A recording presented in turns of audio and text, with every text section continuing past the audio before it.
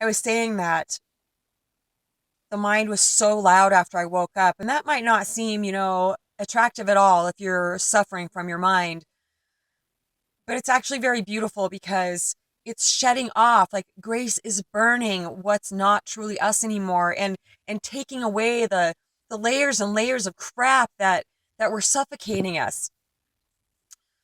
I had been married for 10 months at that point, and I left my husband that week. It was like any major way that I had been untrue to myself, who I really am, excuse me, fell away the fastest. Best friends from lifetimes fell away very, very quickly.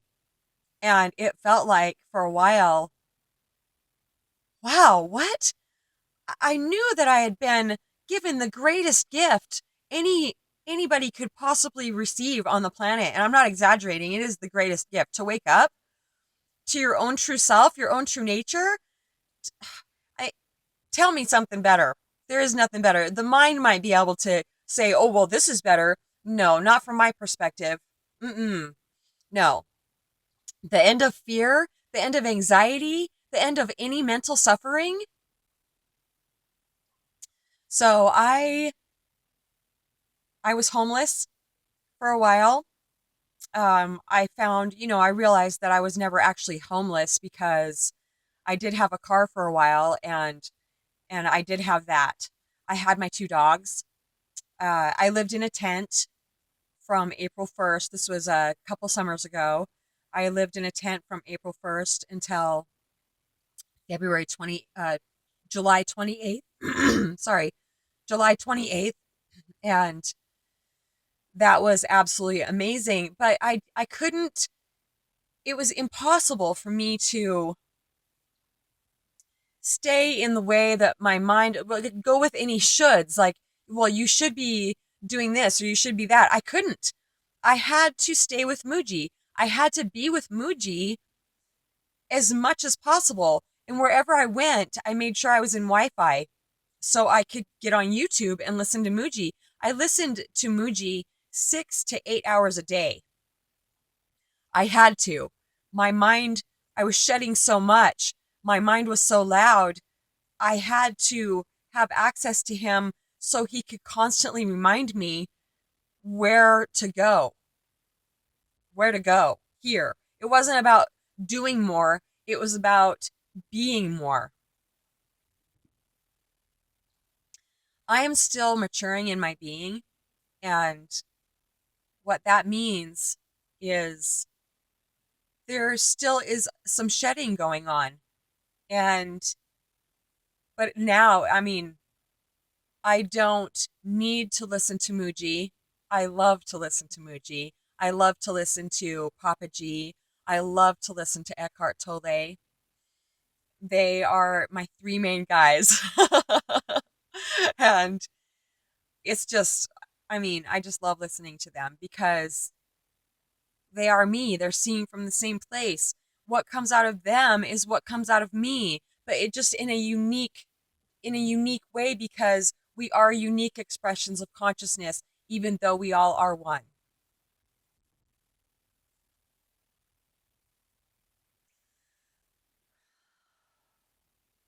So I still go through, there's still shedding. It's so thinned out now. I mean, so thinned out. Rarely is it even a whole day that I feel low energy. And if I'm feeling low energy, whatever, it might be planetary. It doesn't really matter. I don't have to figure it out anymore. I'm just like, I'm just kind of feeling low energy today. But if I notice that I'm following a thought around, like, oh, you should, and oh, this isn't going anywhere, like my YouTube videos, my mind, I see since I started making the videos, my mind had so many different ideas that have been burning off since I started. And what a blessing. My load, the load of the mind just gets more and more less, more and more less. And I know because I've been experiencing it and because Muji has been telling me that after a while, none of those thoughts will even matter. Like I won't even acknowledge them. They won't even register for me. And I go through way longer spaces of that, of just no mind. And when I say no mind, I mean the natural, my natural state of mind, the way my mind should be used, is used. Natural thoughts coming and going. If I need to do something, of course, I'm using my mind. I don't feel like I'm using my mind, but I have way long spaces of no mental, like, oh, yeah, really? Yeah, I should be doing that or should this. No, it's just quiet. And to the mind, that doesn't sound very attractive, but it's to somebody that has suffered from their mind like I used to, that could sound very attractive to you. And it's our own natural state. It's nothing to be attained. It's already here, but it's hard to hear and hard to feel because the mind is so loud and so used to like do more, do. It's a bunch of do.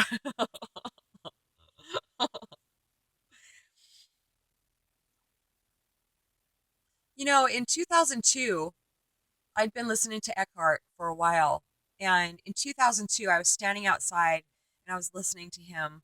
And it's the first time that I remember ever feeling the space that he was talking about. He was saying, be the space in between the words that I'm saying. Notice that space. And if a dog's barking, because I've been so sensitive my whole life that, any repetitive noises or loud noises, it just cringe, it physically hurt me. And he said, if you hear a dog barking or a horn honking, alarm going off, practice being invisible and let it go right through you. And I remember standing outside that day, listening to him tell me to be the space in between the words, and I got a glimpse of it. I didn't wake up, but I got a glimpse of it, and I didn't realize that space was me. Consciousness, awareness, conscious awareness. They're all words just pointing to the same thing. I am aware now. I am aware from here, not from here. I am aware. I'm present. I am present from here, looking out. And we are consciousness, expressing through these physical forms. And people people are waiting for like somebody to come back to the planet to tell them something and the whole world to be saved. Well, if a person comes back to the planet, what else could they possibly tell you than what all the other ancients have been telling us? That we already are, that the kingdom of heaven lies within us. The message is all the same, really. I'm not religious, but I do know that every religion is pointing to the same thing, the same fundamental truth, the same truth that we all are one. It's only the mind, like mean people, vicious people, cruel people, are only beings that have been cut off, like trapped up here, conditioned by other locked off beings. They have forgotten their true nature. It's so beautiful, the level of compassion that has been able to come in from seeing where I'm seeing from. The compassion that I could never muster with my mind before. I wanted to have it. I really desperately wanted to have it, but I couldn't have it because my mind was so full of judgment. I'm not saying that I like everybody. I don't like people's people, but I love everybody because I can see the beingness in everybody. I can see who you truly are because I'm seeing from there. So wonderful.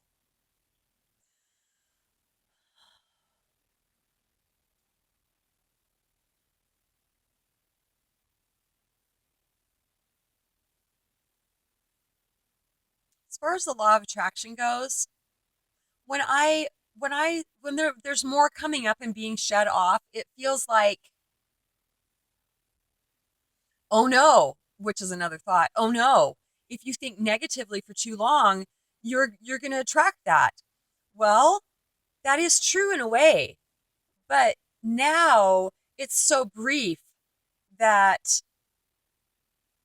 it doesn't there's not enough power in the thoughts. I haven't identified with the thoughts long enough to manifest it, any negativity.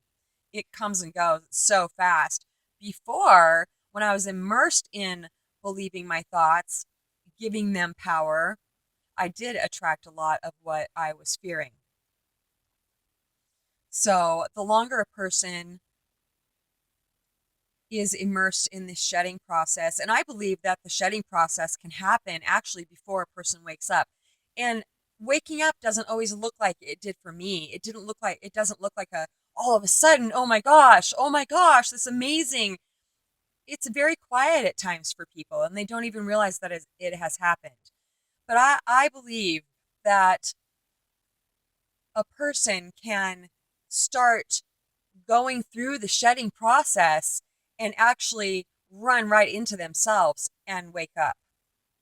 And that is by starting to identify the thoughts that we are paying attention to. And the thoughts that are making me feel bad are from my mind. That's one dead giveaway. If I feel, and I was noticing when I was in the tent for some reason, I was noticing that when I started to feel insecure, that was one of the very first signs that I was identifying with my thoughts.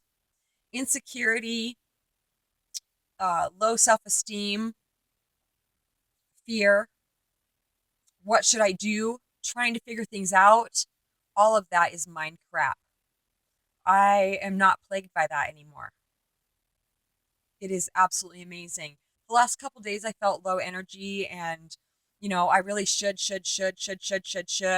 And I talked to a dear friend of mine yesterday and it's such a blessing. It's not necessary to go through the shedding process to have people that can see your heart. And I have felt incredibly alone at times because I didn't feel like anybody could possibly understand what I was going through. They're like, why are you homeless? Like, why don't you have a job? There's no explaining it. I just had to stay immersed. I just had to stay quiet. I just had to stay with Muji. And there's just no explaining it sometimes. But that's okay to feel that level of loneliness because it's just shedding off. I don't feel lonely anymore. But the talk we had yesterday, thank you so much, Ashley. The talk we had yesterday was, my mind was saying, well, it was talking about work. I should. But on the other hand, my mind was also saying, if you do get a job, you're going to be stuck there and you're not going to be able to fulfill your destiny and la la la. All lies, all thoughts. So I'm actually really excited about this awesome cleaning job opportunity that I have. I'm going for an interview, I believe, on Monday, and I feel really excited about it because I got to shed the mental crap that was blocking the gift that the universe wants to give me. And having this job, I'll get to be around more people. It'll help me, to build my foundation, the Mama G Foundation. And, it's just awesome. It's a blessing and it's time. And it doesn't mean that, oh, I should have before, should have, blah, blah, blah. It's all mind crap. I'm almost out of time for this for now, but I just want you to know that, Valentine's Day is coming up and it doesn't matter if you have a mate. If your mind starts telling you that it sucks, it doesn't suck. It's okay that you don't have a mate. I love you. My email address is satsangwithmamag@gmail.com if you can't get me on YouTube. I love you so much.